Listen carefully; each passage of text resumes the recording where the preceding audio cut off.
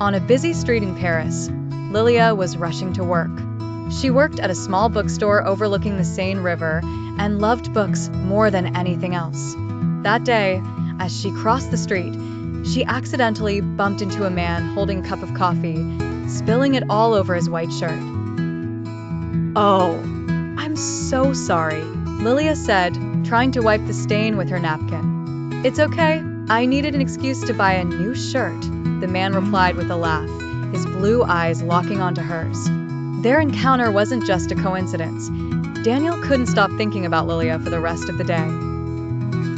He was a free-spirited artist who loved sitting in cafes, sketching strangers who passed by, but Lilia was different. She wasn't just another passerby. The next day, while Lilia was working at the bookstore, Daniel walked in, holding a book. "I'm looking for a book about coincidences. Do you have anything on that?" he asked with a playful smile. She looked at him curiously and said, "Coincidences?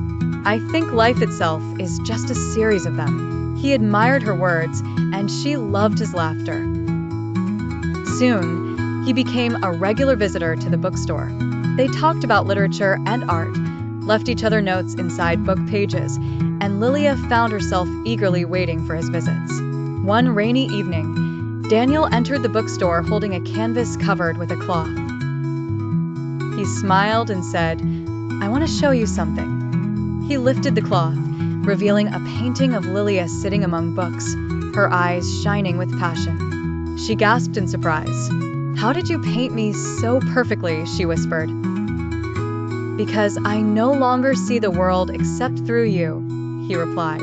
At that moment, they both realized that love wasn't just something written in books. It was something to be lived, heartbeat by heartbeat.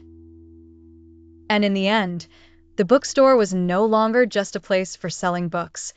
It became the place where a love story was born, a love that would never be forgotten.